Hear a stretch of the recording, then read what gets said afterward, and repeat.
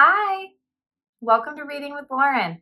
Today for story time, we have a fun book called Cats Carnival.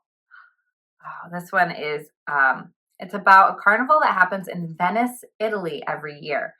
This book was written by Edith Schreiber-Wicke and the pictures are by Monika Laimgruber. So find a comfortable seat and let's get ready to read.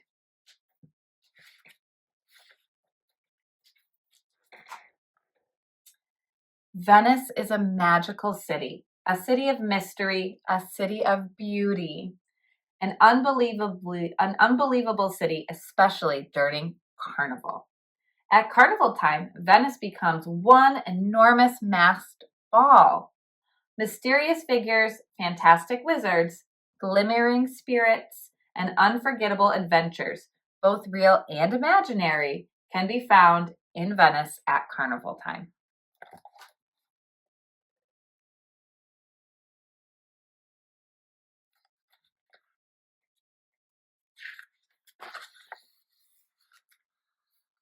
Marco lives in Venice. He loves the city. He loves the carnival. He loves the carnival parties, even though he is too young to go. When you're older, his parents always promised. On the last day of carnival, Marco walked slowly home from school. He was sad. He passed a princess and a bear and a clown with a big red nose.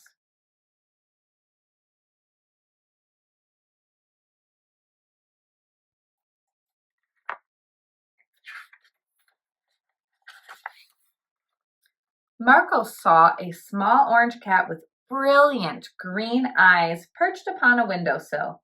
He stopped. "Hello, Marco," said the cat. "Don't look so sad. I'm here to invite you to the Cats Carnival Ball." Marco stared. "You can talk?" he said. "Of course we can talk," the cat replied. "All cats can talk. You just can't always understand what we say. Would you like to go to the Cats Carnival Ball?" Marco nodded eagerly. "Follow me then." The sky grew dark and a thick fog settled over the houses as Marco followed the little orange cat. On and on they went, over bridges and along canals, until Marco was completely lost.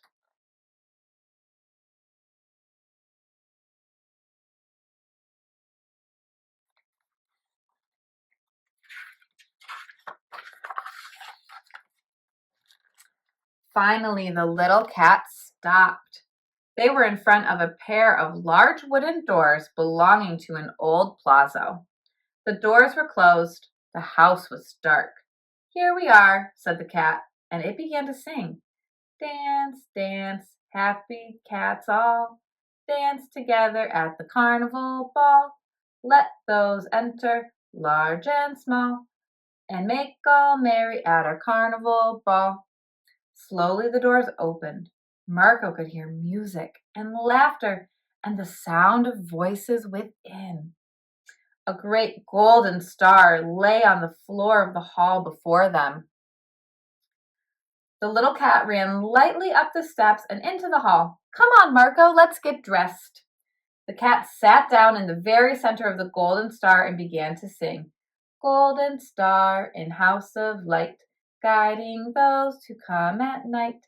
Let us be what we desire. Change us now into new attire."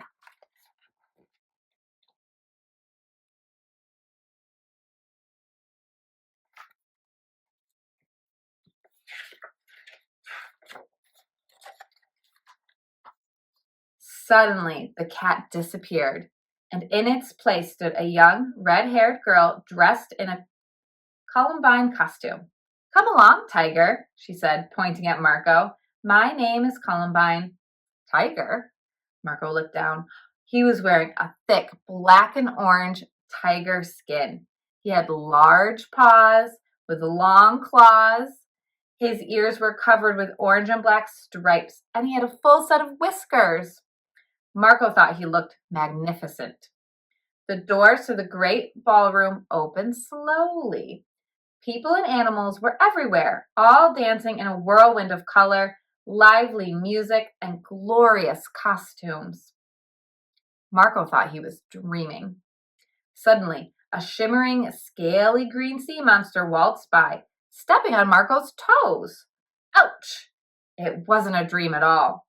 Marco and Columbine began to dance. Round and around in the great hall they waltzed, faster and faster and faster. Finally, Marco could dance no more.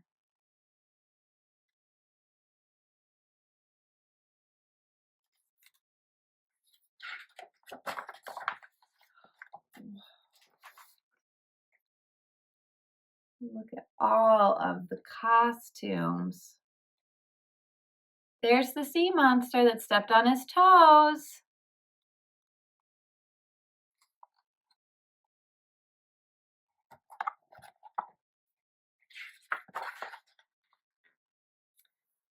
I'm famished, he announced. So am I, chuckled Columbine as she led him to a long table covered with food.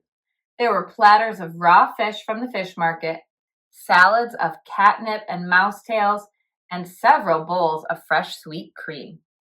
Delicious, exclaimed Columbine as she picked up a fresh fish.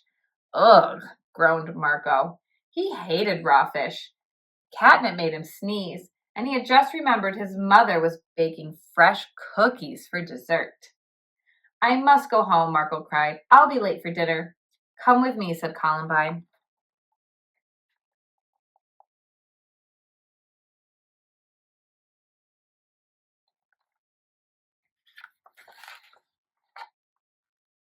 Outside, the sky was dark, and the air was foggy.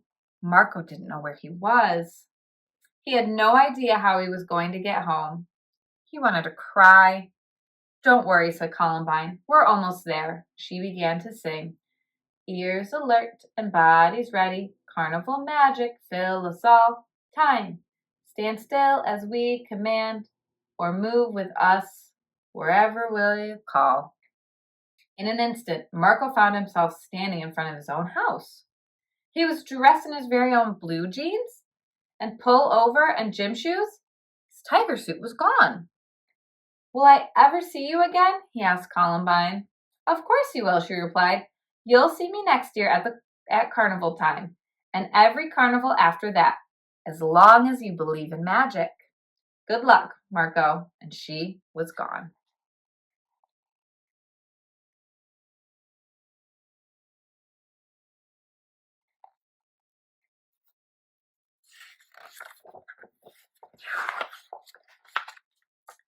Marco went inside. The smell of fresh baked cookies filled the house. I'm sorry I'm late, he said to his mother. You're not late, she replied. Marco looked at the clock. He was right on time. The cookies looked delicious. Marco grabbed a couple and began to eat. These are good. Much better than raw fish and mouse tails.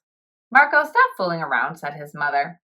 No, Mom, really. I was invited to the Cats Carnival ball today. It was magnificent. All they had to eat, though, was raw fish, cream, and mouse tails. I danced with a redhead girl named Columbine, who is actually a little orange cat. She can weave the most wonderful magical spells. I had a terrific time. That's enough of this foolishness, Marco. No more of this nonsense. Now, go set the dinner table, replied his mother.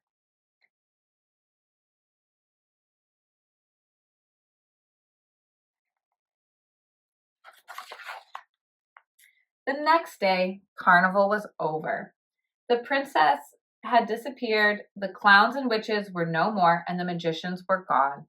Marco searched for the Plazo and the little orange cat on his way home from school. He found the Plazo first. It looked like a complete ruin. The windows were dirty, the shutters were broken, and a thick spider webs hung all around.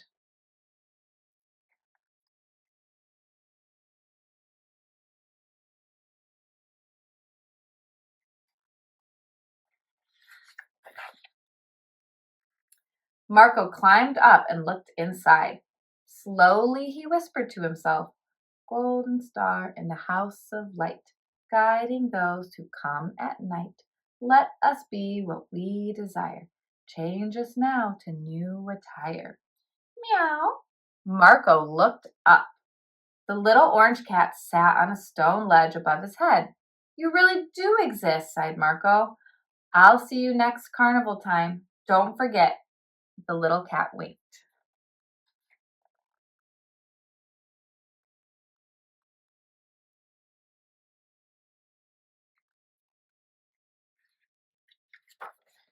The end. All right, I hope you enjoyed that one. I always loved that one when I was a little girl, especially the pictures. I thought they were so beautiful to look at. So hope you had a great time today at Reading with Lauren, and we'll see you soon. Bye.